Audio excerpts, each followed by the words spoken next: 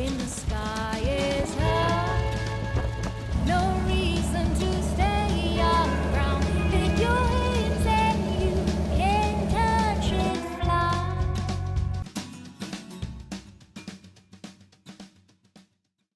Hello, welcome to the Aviatrix Book Review. I'm Liz Booker. My guest today is a former aviation mechanic who has woven her experiences from the hangar into fiction. Her book, Murder in Plain Sight, the first fiction book of the year for the Aviatrix Book Club, is a murder mystery thriller. You can find her at her website, Facets of a Muse. Julie Holmes, welcome. Hey Liz, glad to be here. I'm so excited to talk about this story. It totally had me on the edge of my seat the whole time that I was reading. I was hoping that you would do a reading first for anybody who might not have had a chance to read the book. I'd be happy to do so. All right, this is the infamous Chapter 1. Headlights glared in the rearview mirror. Sierra Bauer slowed, but not enough. Her car slid around the turn onto the service drive that ran past the Range Airlines maintenance hangar on the western side of the Minneapolis-St. Paul Airport. She steered into the skid, regained control, cursed the timing of the snow. The idiot stuck to her backside like duct tape, too damn close even for Minneapolis drivers in these 2 inches of fresh January snow. Sierra considered hitting the brakes. A deep rumble, and her tailgater passed her. A pickup truck. In the glow of her headlights, she identified the color. Black. Her breath caught. An outline of a pale rectangle peeked from the layer of snow on the rear bumper. Her heart stuttered. Raced.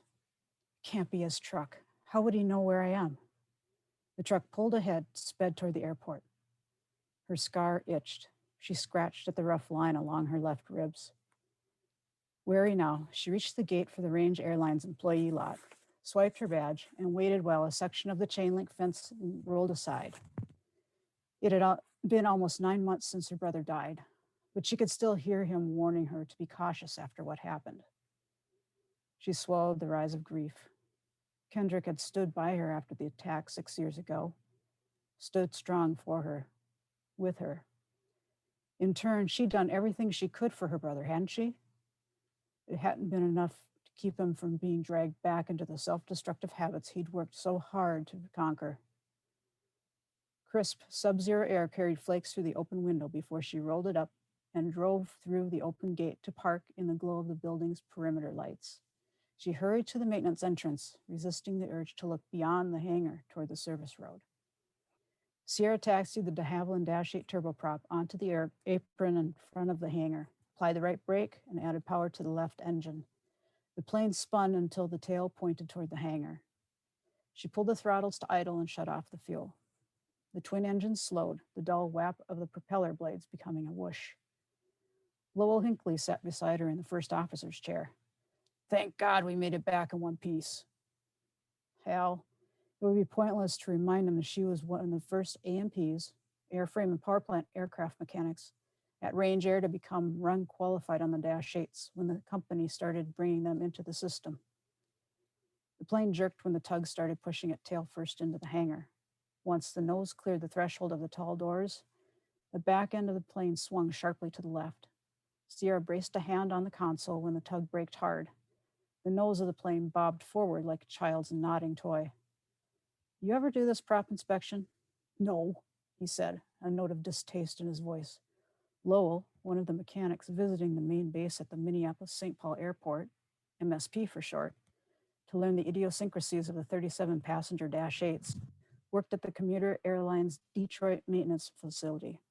As more of the newly leased Dash 8s were fed into the network, Range Air would retire Detroit's few remaining Fokker F-27 dinosaurs.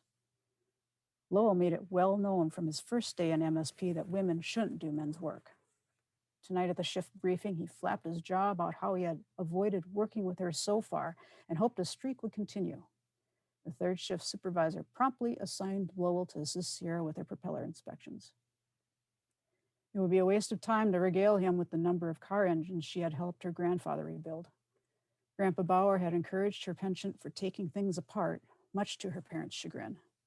Putting things back together became the next challenge. Grandpa Bauer never stopped encouraging her and hadn't hesitated when she asked him to take her to her first air show. That experience cemented her decision to go into aircraft maintenance school, where she excelled, despite being one of only 4 women in the program. As the only female A&P, aircraft mechanic, at Range Air, she worked harder than her peers just to maintain their respect. Tonight was her last for the week. Could she tolerate the misogynistic jerk for the 10-hour shift? It's 1993, for Pete's sake. She shouldn't take his Stone Age attitude personally. She had run into men like him before and had managed to convince them she knew what she was doing. Even the de Havilland representative chose to shadow her during his visit last month and complimented her on her expertise. She exited the plane with Lowell at her back. Built like a wrestler past his prime, he had 6 inches over her 5-foot 4-inch frame. When he stepped on her heel, she turned and nailed him with a withering glance. "Lowell," she said in a low, calm voice, "we need an understanding here." His eyebrows arched high. "Oh?" She added a cold edge to her voice. "You will not hover so close I can smell the garlic in your sweat." "Now what is that supposed to mean?" "Back the hell up." He didn't respond. In the dense silence, Sierra suspected he ached to say something he'd probably regret later. Instead, he grimaced and strode toward the collection of rolling toolboxes in the opposite corner of the hangar, his movements stiff and jerky. Warren Bates, the lead mechanic on 3rd shift, appeared beside her. In his mid-30s, with 10 years of seniority more than her own 4, Warren sported bloodshot eyes from new baby-induced sleep deprivation. He handed her a small stack of pale green papers stapled together. "Are you okay with him? I can send Ted over." "No, I'm fine." Tonight's schedule included an engine change, another plane in for an inspection, and a new Dash 8 halfway through its acceptance checks, not to mention the Fairchild Metro 3 in for a fuel leak repair. "You sure?" There was plenty of work to keep everyone busy. As long as Lovell stayed well beyond arm's reach, she could deal with him. "Yeah, I'm sure." He nodded. "Now you let me know if you have problems with him." "Trust me, you'll know if I have problems with him." The other mechanics accepted her as one of their own, and some, like Warren, gave her the big brother treatment. Sierra, the only female A&P on Range Airlines payroll, earned their respect by working her ass off in a male-dominated field. She chose this path not because it was easy, but because she loved aircraft, and she enjoyed working with mechanical things. "You're better than them, sis. Don't let anyone take that away from you." Ken's words comforted her. She imagined him the way he used to be, the bright, confident brother who pushed her to follow her dream to work on airplanes, the same way she had encouraged him to pursue flying. "Hey, how was your drive in? My wife's supposed to be coming home from her sister's place tonight." "It's a little slick." Sierra concentrated on sounding nonchalant. "Some idiot in a black pickup truck was on my ass from the ramp to the service road. Took the turn a little fast and almost lost it because I didn't want him driving up my tailpipe." Warren's brow rose. "No, you don't need any more idiots on the road than there already are. You get that license plate number? We can call it in." Tension tightened her throat. "No, never mind." Her voice cracked, making her cringe. She fought an urge to look behind her. "You okay?" "Just peachy. I get to work with Lowell tonight." Warren glanced past her, his expression that of someone who had just swallowed a bug. "Everyone gets a turn working with him. I'll help you hide the body when he pisses you off." He headed across the hangar. She chuckled. He would if it came to that. Lowell rolled his toolbox into place in front of the left engine. With the Dash 8's high wings, the 6-foot propeller blades cleared the ground by more than 4 feet. He looked up at the propeller hub, then at her, expectant. "What first, boss?" he asked, his voice thick with condescension. He might be one of the most experienced mechanics on the Fokker turboprops, but the Dash 8 was about as similar to a Fokker as her Subaru wagon was to a Sherman tank. She was the expert here, not him, which ticked him off more than usual, judging by his scowl and the red tips of his ears. "Get the removal handles from the tool room," she pointed to the opposite wing, "and pull the right nose cone. Then start the inspection in the cockpit. I have to get the kit and the tools." She made her way toward the tail and the parts from beyond, careful to avoid the puddles from the snow melting off the fuselage, until she reached the axis for the aft maintenance compartment. Located on the underside of the fuselage, where it started its upward slope, the maintenance panel itself was 1.5 feet square, held closed by 2 press-release latches. She inspected the piano hinge that ran along one side of the hatch for corrosion and damage, and then signed that entry off on her paperwork. She opened the panel to access the maintenance bay, home to the auxiliary power unit, or APU, a turbine engine about the size of a 5-gallon water cooler bottle. Like the larger engines that powered the plane, the APU had its own oil filter to change, oil level to inspect, and igniter plug to test. Sierra grabbed a 3-step ladder to climb into the aft compartment. Discomfort crept across her skin. She rubbed a hand over the sudden goosebumps on the back of her neck, but couldn't shake the unease. Sierra slid her small mag light from a back pocket and twisted it on before she ventured into the hellhole. Working in the aft maintenance bay took flexibility to maneuver around the tangle of fluid lines and ducting. Her slender petite frame gave her an advantage in that respect, and she didn't mind working in the confines of the space. She swept her light over the APU. Fluorescent lavender-tinted fluid filled the oil-level sight glass, like the glowing eye of a B-movie creature. Next, she inspected the area below the mini turbine engine that was the APU for signs of leaks. The surface was dry. She turned left, stopped. Her light illuminated a navy-clad mass that reminded her of South American mummies frozen forever in the fetal position. What the hell? She breathed and inched the light up. Matted hair, blood, bone. Her scream echoed in the metal cavern. She dropped her flashlight and ducked out of the hellhole, struggled to slow her breathing before she hyperventilated. Warren reached her, took hold of her arm to steady her. What happened? You sound like someone was trying to kill you. She squeezed her eyes shut, but couldn't erase the image. Look. Hellhole. That is such a great setup in so many ways. And hearing it after I've read the book, like it tells me so much. It's like the promise of the things that are supposed to come, which any good writer will do. And you take us right into that maintenance world seamlessly, really. So tell me about your experience as an A&P. I'm glad I did it. It's one of those things where being a young, 20-year-old, 20-something, you're still searching for, first I wanted to be a pilot. And then I figured out that that really didn't work for me. So the next thing was a mechanic, because I figured I was in a 4-year degree program for commercial flight. And I thought, well, if I want to pay for my flight training, which is very expensive, I might as well do something aviation related and not, be relegated to flipping burgers at Burger King for $5 an hour. So I talked to some of the other guys. There was one of my classmates had transferred in. He was an A&P. I transferred in from another school. He said, yeah, go up to Thief River Falls. There's 3, at the time there were 3 A&P schools in the state. 2 of them had waiting lists. Thief River didn't have any waiting list. And so that's where I went. And of course, that year, there were 400 students that started. Out of those 400 students, 6 of us were women. And what year was that? That was 1990. Wow. That was right before Desert Storm, because we were halfway through the program when Desert Storm hit. And that's when because all the airlines were hiring until then. And after Desert Storm, they all stopped hiring. Yeah, I managed after school. I got the job at the local regional airline, and I started in Detroit.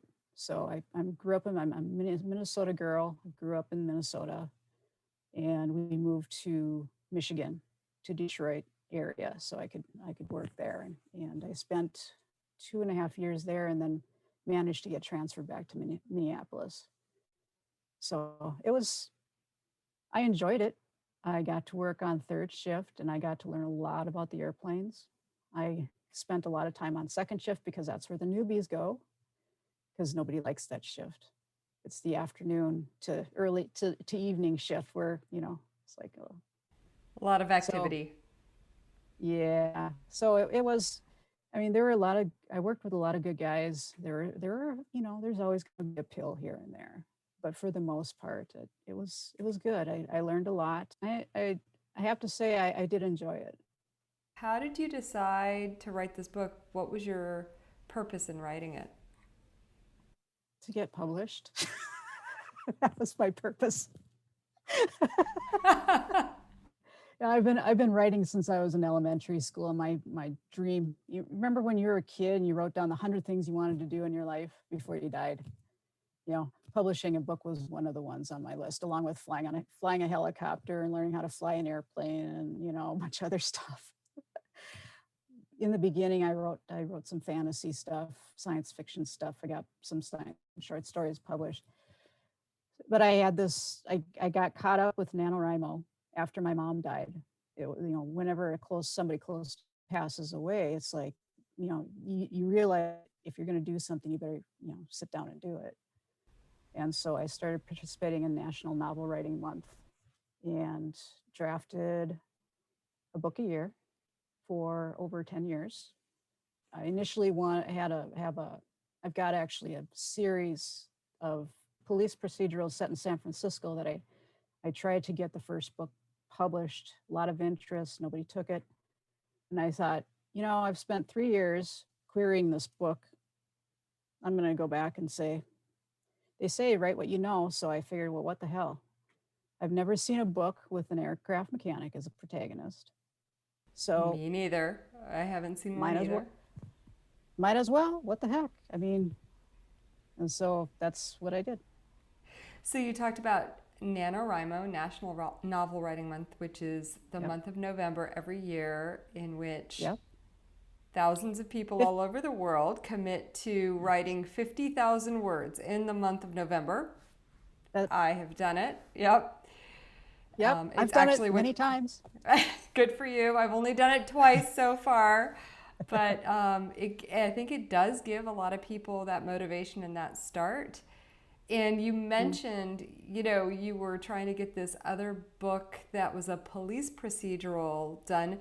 And this book has definitely got some elements of that. And you're obviously bringing your aviation experience to it, your maintenance experience to it.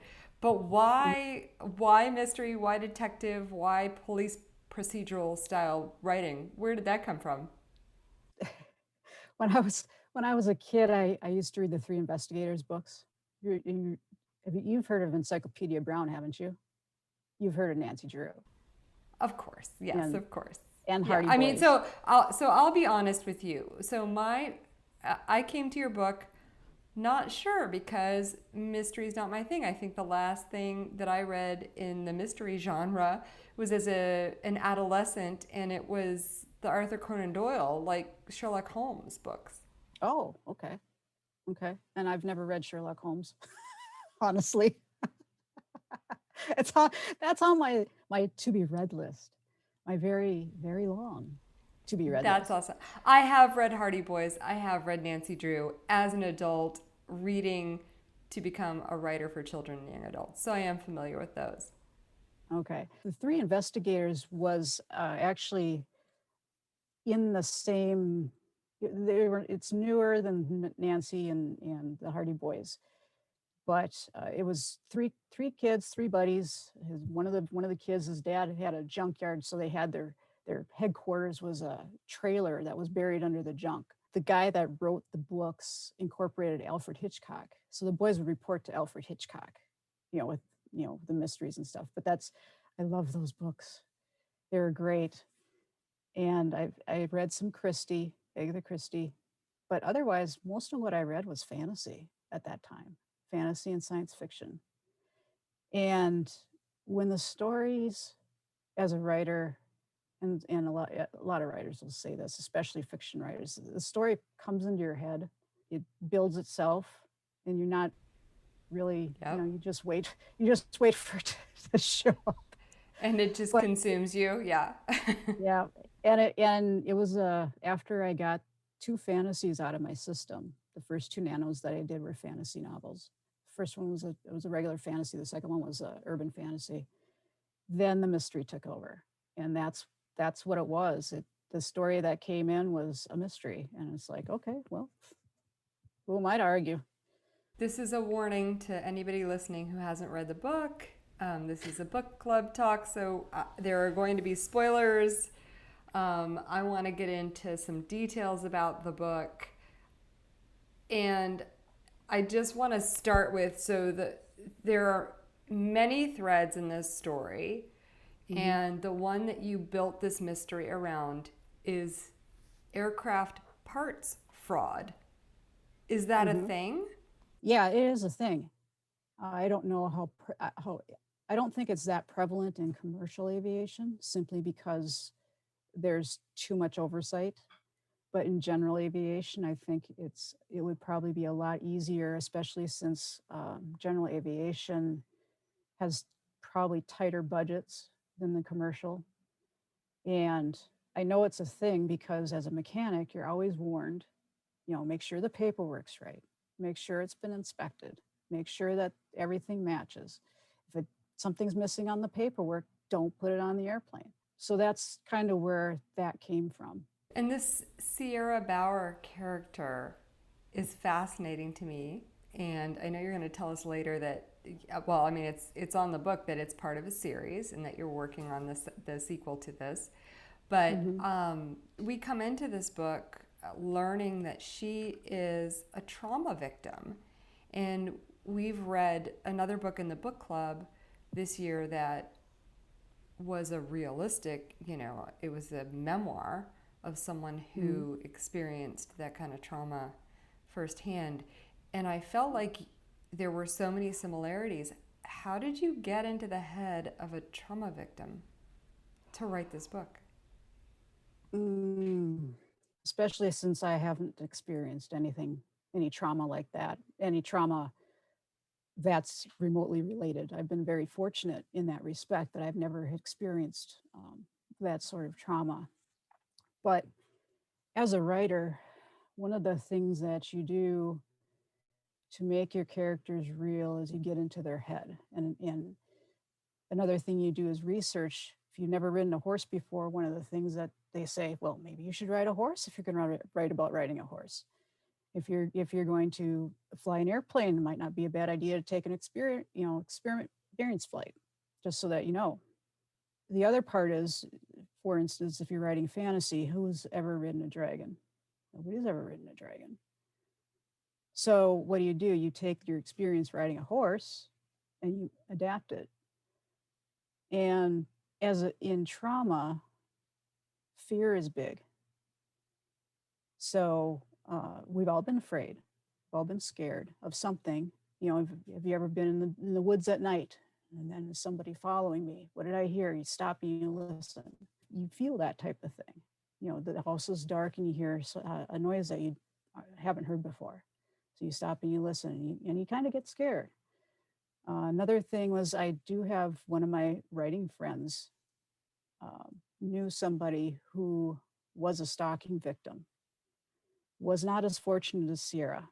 I worked with her on the draft, on the book, and so she had some suggestions as to things that would make it more realistic. That's pretty much, think of the emotion that your character experiences, and then try to draw that and bring that in. So you didn't experience that yourself. You did a really, really wonderful job, I think, and a respectful job of portraying it. Thank you. Besides the maintenance part of it, where do your experiences intersect with this? One of the questions I have is, have you ever done Krav Maga? Because that's always been on my list of things to do. That's on my list too. I've never done it. I went as far as looking for places that teach it. I know what it is, and you can find anything on YouTube these days. Right. But yeah, I picked Krav Maga because it's not karate, it's not taekwondo, it's not, the usual suspects. So I just figured, what the heck, I'll just yank that in there and that'll do. Kind of like the ferret. Well, if you haven't, oh, well, we'll get to the ferret in a minute. I have questions about that. But so where do your experiences intersect then? So I went to the A&P school, and I was one of a very few number of women. I've had breakfast at a Denny, at a Perkins. Let's see.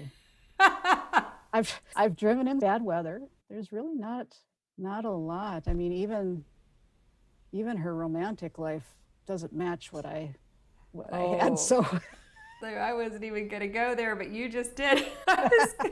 So you've got thriller, you've got mystery, you've got all of the aviation setting, and you have this very heightened sexual tension and steamy romance that even made me blush, which is saying something. maybe it's a good thing my mother never read the book. Yeah, probably. But my dad did, and he enjoyed it, so I don't know what that says. Nope. Actually, I love those parts. And I loved the ferret. So how does a ferret show up in this story? And I told you this before, but I totally expected a Big Lebowski scene where this ferret was taking out Rune. You know, like I was waiting for him to break into the apartment and be accosted by this ferret. What? Where did this come from? Did you own a ferret? No. I never had a ferret. I wanted there to be a pet because readers like pets. Readers like animals. I didn't want it to be the usual cat or dog, though. I didn't want it to, that's too everyday. And so, well, what's the next step? Well, a bird, but I've never had a bird. And the next thing that came to mind was ferret. Because, rabbits are just kind of boring too, so. Well, I thought it was really well done. I kept waiting for this ferret to play in the story, and it does, which was awesome. So thank you for that. You fulfilled the promise. I'm curious to know, what was the hardest part of this story for you to write? Boy, all of it. I mean, yeah, all of it. One of the tough things that I spent a lot of time on was the first chapter, because that's always such an important part of the book. If the first chapter doesn't suck the reader in, it's really hard to get them to keep going. And so that was a tough one to do. Well, let me just say, from a reader's perspective, that you got it, because you kept the pace really fast. The inciting incident happened immediately in the first chapter, so we wanted to know what happened and why. So you got it. You nailed it. Well, that's the trick, and is to leave the reader with questions that they want to figure out what it is, and so they have to keep reading. And that's the trick with any fiction for sure, but with any book, is you leave the reader with a question, and so they got to find out what the answer is. It all blends together because you spend so much time on it, revising and revising and revising. I think the scene in the hangar after she escapes, that was a little bit challenging initially, because I wasn't sure how I wanted it to go. Yeah, I mean, you're choreographing physical activity. It's like you're choreographing a play or a dance or something to make the action work, right? Yep. And so it's play it through in your head. Imagine, how many hangars have I been in with airplanes here and there, and trying to fit that all into how am I going to write it. The other tough thing was, being authentic without boring the reader. And that was another real tough part of it, is you want to prove yourself to the reader. Yeah, I know what I'm talking about, but you can't overdo it because you lose them. It's tricky. Yeah, that whole question of how much technical detail do you put in there to establish your credibility and create the scene and the setting before your especially your non-mechanic reader is yawning and like, I don't want to know which way you turn the wrench. It's a trick to find that balance between, overdoing it and making sure that the people who really do know that you know what you know. So, what are you working on now? I am working on Sierra and Quinn's next adventure, which is going to be at Sierra's alma mater, her A&P school, where her mentor has died. And so she's there at the memorial service and in the process of being with the family. Her mentor and his family were her substitute family after the attack when she was in school, because she was up in Thief River Falls, which is up a half hour south of the Canadian border in Minnesota. And her family lives south of Twin Cities. And so that's like a 5 or 6 hour difference drive. And her family couldn't stay up there with her after this attack because, think about it, she had a home invasion. She was attacked. She was almost killed. The cops weren't exactly sympathetic. And so there's a lot of trauma there. And Ed, her mentor, Ed, and his family were her, not really foster family, but surrogate family. And so she's real close. So when he dies, she goes up there, she stays with the family a little bit, but she finds out in the process that even though he supposedly died in a car accident, there's some weird stuff that happens and that draws her in, despite the fact that she and Quinn are supposed to be spending a week together alone at the lake. So he comes to pick her up and finds out, what do you mean we're not leaving? So there's a little bit of conflict there. But, And it's an aviation school, so aviation will still be involved, right? Yep, absolutely. Awesome. We get to see a little bit different side, less maintenance, more piloting, so to speak. Very excited about this story. Well, Julie, I thought you did a really fabulous job of weaving your personal experience into a fabulous thriller mystery novel that really kept me engaged. And I was so excited. The book club books that I picked this year are all books that I haven't read yet. And so I wanted to make sure that there was a mix of historical and contemporary, nonfiction and fiction. And so this was our first fiction book. And what I was super excited and surprised to hear was that readers who enjoyed the nonfiction books also really enjoyed this one. Because I'm a reader who reads everything. Like, I can read whatever, but some people like their niches. Like, some people are hardcore historical nonfiction. Some people are biography only or memoir, and some people just only do fiction. But I was just really excited about the reception that it got in the book club. So thank you so much. And congratulations on your success in publishing this book. I know how much work that is. So good job. Thank you. Thank you. And here I am.